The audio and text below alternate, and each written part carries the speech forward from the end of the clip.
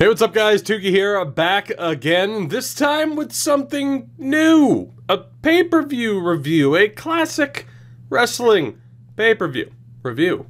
Yeah. So this was requested by a longtime viewer, Knucklehead, what's going on, with a little bit of financial incentive, I might add. So yes, I am absolutely a sellout. I'm not sure if this is going to be a normal thing. It really depends on how this goes down. But I said, screw it, I'll give it a shot. Let's do it, and at the very least, I essentially had a viewer pay me to watch a wrestling pay-per-view from 17 years ago now. Oh, that's not cool.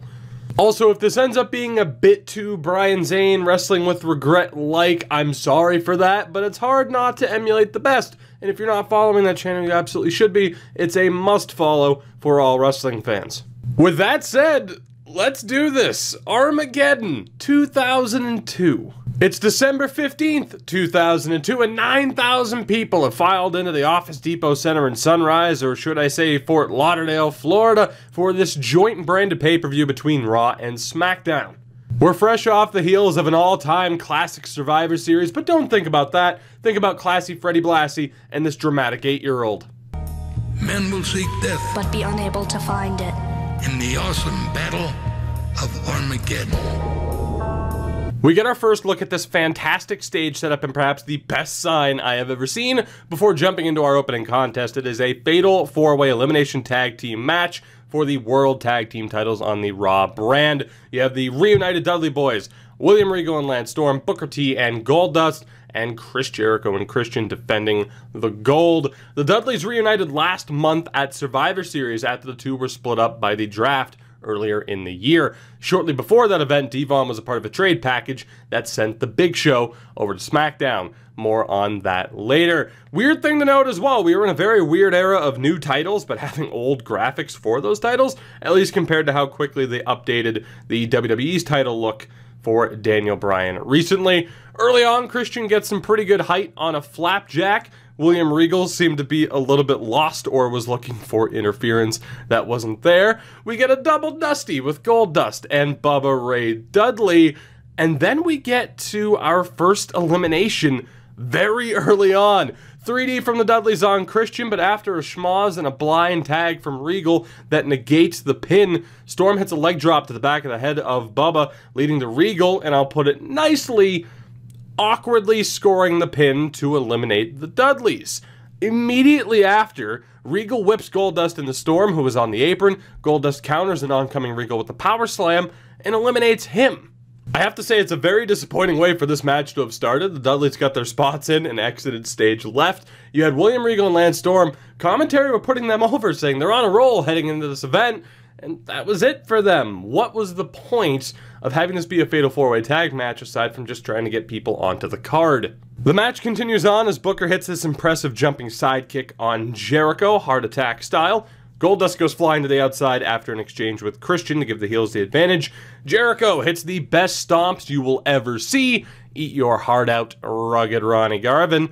Christian slaps Goldust, who proceeds to slap Christian, Jericho, and the ghost of Jericho. Hot tag to Booker, he cleans house, follows that up with a picture-perfect roll-up from the corner for 2. A scissors kick counter that eventually leads to the walls of Jericho. Goldust breaks that up. Christian is crotched in the corner after trying to introduce the tag title belt. Spinneroonie, scissors kick, and a 2 count thanks to a Christian distraction. Jericho follows that up with a belt shot to Booker and a lion salt, but only gets 2. Jericho goes back to the belt shot attempt, but Booker counters with the bookend. And we have new tag team champions. Post-match, Booker reassures Goldust that he's not the weak link, and they shut up the haters. Now can you dig that sucker? Now I will say, I'm not sure how I want to rate matches if these videos do become a thing, but the best way to describe this match is perfectly fine. It was your average tag match. It just so happened to be a little bit overbooked with the 2 extra teams being involved. Not a negative, not a positive in terms of a rating for this pay-per-view. We get Brock Lesnar backstage, who promises to make an impact in the WWE title match between Kurt Angle and the man who controversially beat him at Survivor Series, The Big Show. Match number 2, we have Edge against A-Train. Edge, fresh off of losing the WWE Tag Team titles at Survivor Series, looks to avenge his fallen partner Rey Mysterio, who was taken out 2 weeks ago by the recently rebranded Albert, who assaulted him with a steel chair. A-Train targeted Edge later that night as well on the go-home SmackDown, leading to this match. Now, the commentators early on put over the fact that Edge has a torn MCL, but it doesn't require surgery. Yet Edge doesn't sell the leg in this match, so there's that. Absolutely huge. A 62-inch chest and a hairy back as the crowd will let you know. Following that shave your back chant, A-Train is sent into the post as Edge works the arm. Before working the leg, just a few moments later, we get a big power slam, though, as A-Train takes over. Slingshot guillotine in the ropes. Edge comes back with a forearm, heel kick, and faceplant combo for 2. Edge with a Brett's Rope Edge-o-matic. I don't recall him hitting that all that often. A-Train counters a flying nothing attempt with a bicycle kick. Train goes to the outside, grabs a chair, but is hit with a baseball slide by Edge, who follows up with a missile drop kick back in the ring. A-Train responds by hitting the Derailer, or the soon-to-be-known Derailer. Edge hits Train with a spear for 2, and then A-Train gets DQ'd for using said chair. Edge does counter the second chair shot, and then wallops A-Train with a brutal chair shot and a few more follow-up shots. And that is it. Edge wins by disqualification. They tried to work a lot into a very little amount of time and did about as well as you could have expected them to do. As a result, though, I can't really suggest checking this match out. It's not bad, but not anything special, which is the theme of the night. We cut backstage where Paul Heyman is pleading with new WWE Champion, the mustachioed Big Show, to not confront Stephanie McMahon, the current SmackDown General Manager, viewing it as intimidation tactics if they do. Show is adamant that I know that son of a Brock Lesnar is going to side with Kurt Angle tonight, and Heyman responds by saying the McMahons don't react to physical intimidation. True fact. Match number 3 on the night. Eddie Guerrero against Chris Benoit.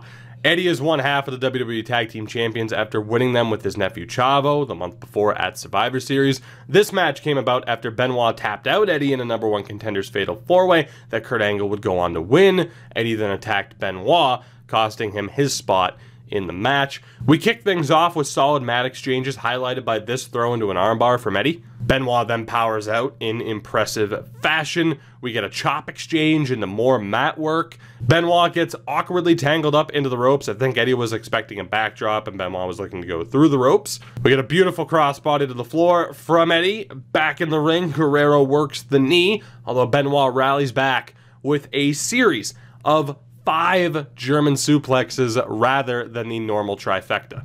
Benoit looks to go for the flying headbutt, but Guerrero begins to stir. Benoit responds with 2 more German suplexes. Eddie, though, counters a powerbomb into a trifecta of Germans himself and a suplex to boot, leading to the frog splash for a count of 2. Eddie tackles Benoit to the floor, leading to Chavo sneak attacking Benoit, hitting him with one of the SmackDown Tag Team titles. Benoit kicks out at 2, though. Eddie with a beautiful transition into the lasso from El Paso, but Benoit gets to the ropes. Benoit responds with this ferocious powerbomb.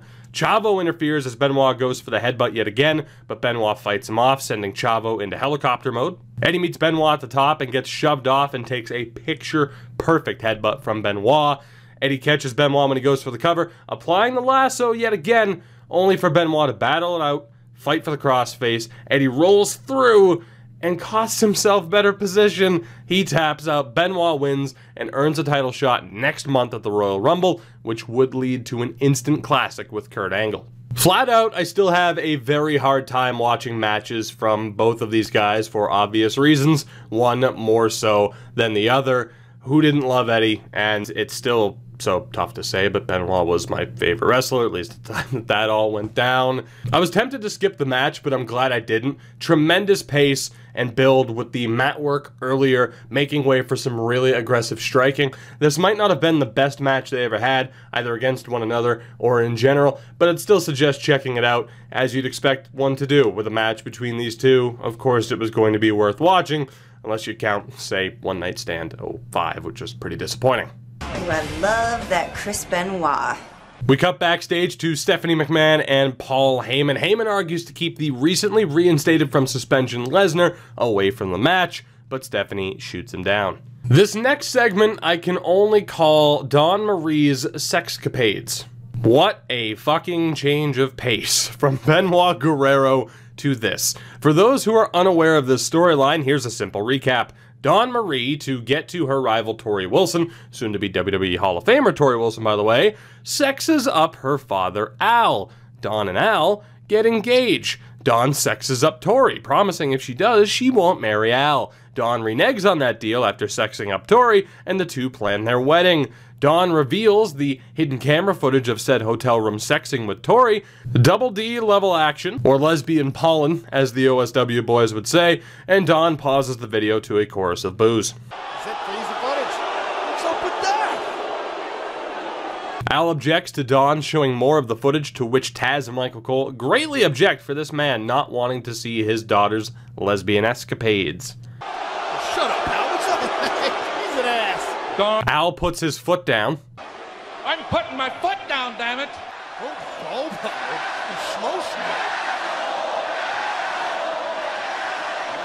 That's what they get about Al. And after all that, the two simply leave, although the king cannot join them. One of the things I don't like about SmackDown is Al Wilson, and now I hate him even more. I'd go over there and wring his neck.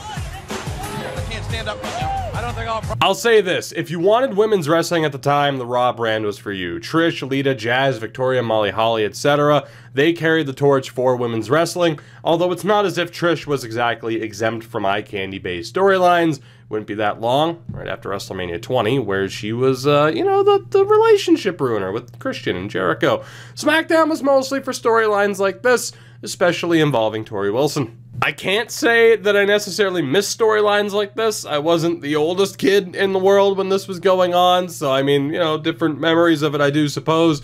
But good on all three involved in the storyline for being able to pay their rent, except for good old Al, who would die less than a month later after being sexed to death by Dawn on their honeymoon. Not kidding. Oh, and the blow-off would be a stepmother versus stepdaughter match at the Royal Rumble next month. Match number 4, Kane against Batista. I mentioned Benoit being one of my favorite wrestlers earlier on. In fairness, Kane was my first favorite wrestler, and I loved the look back in 2002. After defeating Devon on the November 11th edition of SmackDown, Batista also transferred over to Raw, aligning himself with Ric Flair. This was shortly before Evolution was officially formed in the next month. Unfortunately, Big Dave was hurt shortly thereafter and was sidelined until October of 03, when he cashed in on the bounty Triple H placed on Goldberg. Now, I know this is going on 17 years ago, but it was jarring to me just how young Batista looked in his pay-per-view debut here. I suppose the bald look from a few months before as Deacon Batista did not do him any favors. We get started off with a big clothesline by Batista. Kane responds with a big slam and elbow. Kane gets hung up on the ropes, re-enters the ring, only to get hit with a solid-looking spear by Batista. Kane catches him with the hangman after being sent out to the floor. Ric Flair tries to get involved and is hilariously unsuccessful. Back in the ring, we get a big boot and sidewalk slam from Kane. He misses the top rope clothesline as the follow-up. Batista can't quite get Kane up for the Batista bomb, although it looks like it was meant to be countered. The ref looks away just before Kane, the face, low blows Batista. So if it looks like Batista isn't supposed to hit the powerbomb there, why is Kane, the face, then working a low blow? It was really weird. Kane hits the top rope clothesline on the second attempt, although Flair distracts the referee, preventing the pin. Kane calls for the chokeslam, but Batista counters with a series of elbows and catches a charging Kane with a spinebuster. Kane fights back, hits the chokeslam, but Nate yet again distracts the referee and eats a series of right hands and a big boot for his troubles. Batista, though, was able to take advantage. He hits the powerbomb for the win, again in his pay-per-view debut. Is this a great match? No, but I enjoyed it. Maybe for the novelty of knowing, you know, what it was and what was to come, especially for Batista. Kane wasn't hurt by the loss, you know, due to the interference from Ric Flair. The only real hiccup was that first powerbomb attempt. I wouldn't say go out of your way to watch this match, but it is my second favorite match of the night thus far, which might not be saying too much in fairness. We cut to Kurt Angle backstage, who's looking for Brock Lesnar. Funaki and Shannon Moore point him in the right direction, which should make the Shannon Moore fan in the crowd very, very happy. Next up, oh my god, it's rapper Cena and my boy B-Squared, Bull Buchanan. This is still very early into the second phase of Cena's career, his first real gimmick, with him just having started up on the Halloween edition of SmackDown less than 2 months ago. Cena is in Pirates gear in Florida because, okay, the camera work here is some of Dunn's worst. I'm going to blame Kevin Dunn because it's the popular thing to do, but on the bright side, bling bling Buchanan. Although let me say that the rapping here is something else. And for all of you foes who think that you can throw blows, y'all wind up like Marsha Brady saying, "Oh my nose," and I'm out. Wow, eat your heart out, Eminem. A lot of attitude from John Cena and his sidekick there. Bling bling. Squared, yeah, bling bling, whatever that is. It wasn't as painful as the Dawn Marie segment, and I'll leave it at that. Not sure if this gimmick has aged particularly well, but it is still fun to go back and see this version of Cena, especially so early on into his run. Match number 5, Victoria, Trish Stratus, and Jacqueline for the women's title. Victoria debuted in July and instantly began a feud with Trish over a betrayal from when they were both fitness models. Amazing storytelling. Stratus won their first meeting at No Mercy in October, but Victoria took the rematch at Survivor Series last month, winning the title in a hardcore match. Since then, she has aligned herself with Steven Richards, the greatest power couple in WWE history. Jackie becomes involved in this match after catching Victoria rummaging through her stuff backstage. Hey, that's my outfits, you psycho bitch. She'd go on to win a match against Victoria and earn her way into this title match. We start off by Victoria awkwardly running to the ring. Victoria hits Trish with a hangman and a follow-up somersault leg drop, but Jacqueline breaks up the pin. We get a solid leg sweep from Jackie. Trish gets caught going for the Stratusfaction into a double backdrop. We get a superplex from Victoria on Trish, and Jackie nearly gets the 3. Head scissors from Jackie. Double team on Victoria as Jackie throws Trish out of the ring and gets a 2. We see a crossbody from Trish, a kick to Victoria. Trish with a flurry of signature moves to both women. Jackie throws Victoria to the outside. Trish with a chick kick that gets broken up at 2. Trish with a clothesline in the corner. And as she goes for the pin, Victoria hits Trish with the belt and steals the pin, covering Jacqueline, winning the match, retaining the title, and gaining a hat. Jesus, this match. I thought Edge and A-Train was at a rushed pace. My God, this match. For what it was, I really enjoyed it. Obviously fast-paced, but this did showcase what I meant earlier when I said that the women on Raw had a lot more to offer in terms of in-ring talent. Although, the finish here was absolutely brutal. Jacqueline was defeated via clothesline. Would have made a lot more sense for Victoria to, say, hit Trish and then pull Jackie out of the ring and cover the person who was just hit with the title, right?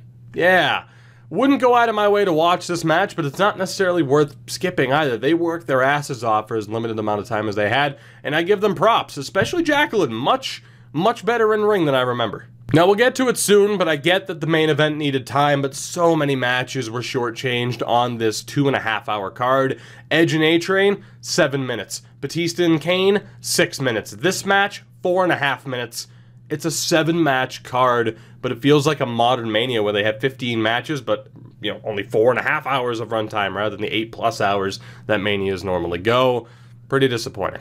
We cut to Kurt and Brock backstage. Kurt hypes up Brock, mentioning his secured victory at Survivor Series over the Big Show that was robbed of him by former ally Paul Heyman. More on that later. Angle tries to convince him to help in tonight's match. Speaking of which, match number 6, your penultimate match of the evening. The Big Show defends the WWE Championship against Kurt Angle. This match is more so about the feud between Brock Lesnar and The Big Show and Paul Heyman. Heyman brought Lesnar to the WWE in March of 2002. Within 5 months, Lesnar was the youngest WWE Champion in history, a label he'd hold for only 2 years. At Survivor Series, Heyman turned on Lesnar, costing him the title and siding with The Big Show in the process. Lesnar, despite threat of suspension, went on a rampage on SmackDown, including F5ing the show, the Big Show that is, through the announcer's table, earning him said suspension.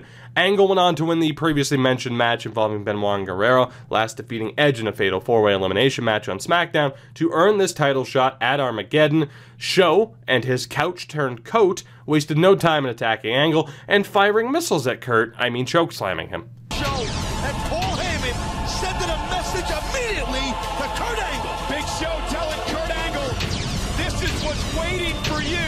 Angle, who for whatever reason was doubting his ability to beat the Big Show with Paul Heyman at his side, assisted Brock Lesnar in getting reinstated. As a result, Brock said he would help Kurt in this match. So here we go, the Big Show and those beautiful jeans against Kurt Angle without Brock Lesnar. At least to start, Show begins things with a nice feat of strength that leads to Show hoofing Angle out of the ring, wiping out Paul Heyman in the process. Angle gets hoofed over the ropes again after running straight into Big Show's fist. Show continues to wear down Angle for the next few minutes, cutting off a comeback with the final cut. The fans chant USA with 2 Americans in the ring.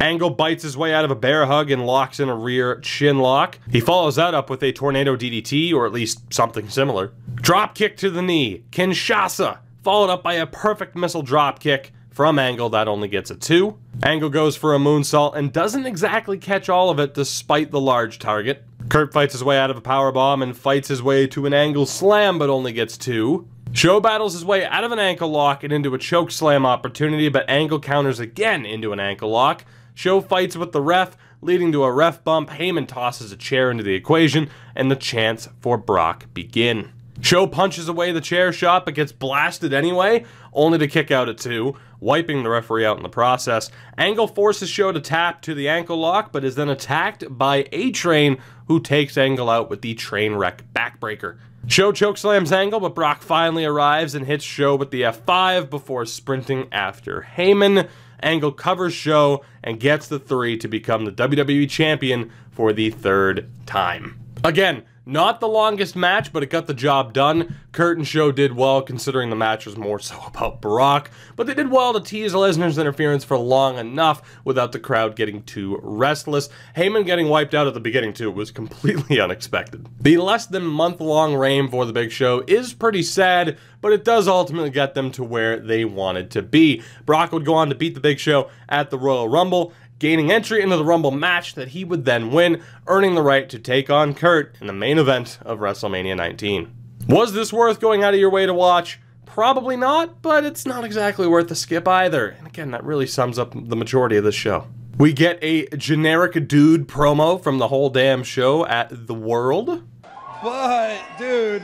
And that brings us to the main event. Shawn Michaels defending the World Heavyweight Championship against Triple H in a 3 Stages of Hell match. The temporary end of the HBK Triple H feud that began over the summer, although they'd pick it up a year or so later. To recap, Triple H assaults Shawn Michaels during a DX reunion. Shawn wins at SummerSlam in a classic match. Triple H then assaults him after the match. Triple H is awarded the World Heavyweight Championship when Lesnar, the then WWE Champion, became exclusive to SmackDown. Trips goes on to defend that title against RVD and Kane. Let's not talk about that last feud, please, before losing the title to Shawn in the first ever Elimination Chamber last month at Survivor Series. Shawn's first title in the company since dropping the WWE title to Stone Cold at WrestleMania 14 4 years earlier. It would also be the last run he would have with the world title in the company, despite being a regular performer for the next 8 years. Triple H defeated RVD once again to earn this opportunity tonight. 3 Stages of Hell, a street fight, a cage match, and if necessary, a ladder match to determine who walks out with the gold. Shawn gets a confetti-heavy entrance, still so surreal to see him with the big gold belt. Michaels taunts Flair before the bell, and Flair gets tossed from ringside by referee Earl Hebner. Shawn sends Trips to the outside with a clothesline, but misses a follow-up crossbody to the floor, awkwardly missing a trash can. Triple H choking away. That's his boot right in the throat of Shawn Michaels. It's legal, but nothing the referee can do about it. Shawn bounces back, or seemingly so, with a reverse crossbody to the floor, into the waiting arms of Triple H. and a trash can. This type of match, you knew it wouldn't be long. It's table time. Back in the ring, Shawn's trash can shot from the top fails as Triple H gets the boot up. Hunter works the back, a common theme throughout the match. Shawn barely slips out of a backbreaker attempt to hit one of his own on the steel chair. Trash can led shot to the back from Shawn sets up sweet chin music that trips counters. Hunter moves from working the back to working the leg, driving it into the trash can, wrapping it around the ring post, and working a long figure four. Rough trash can lid shot to the head, and up the aisle we go, and Shawn is sent into the staging. Trips ducks backstage and returns with a 2x4 wrapped in barbed wire. He holds off on striking a downed Michaels and retreats to the flames of the staging area, lighting it on fire. Shawn kicks him low before he can strike though, retrieves the 2x4 and uses it himself, busting the game open, as is tradition. Back in the ring, Shawn lights Trips up with a trash can lid shot of his own. Shawn sets up a chair in the ring, but eats it after being caught with a drop toe hold. Shawn counters a pedigree attempt with a low blow, forearm and kip up, but Trips takes him out with a chop block, hits a pedigree, and wins the first fall, avenging the loss in the same match type from SummerSlam. Before the cage can be lowered to begin the second fall, Triple H slides a table into the ring.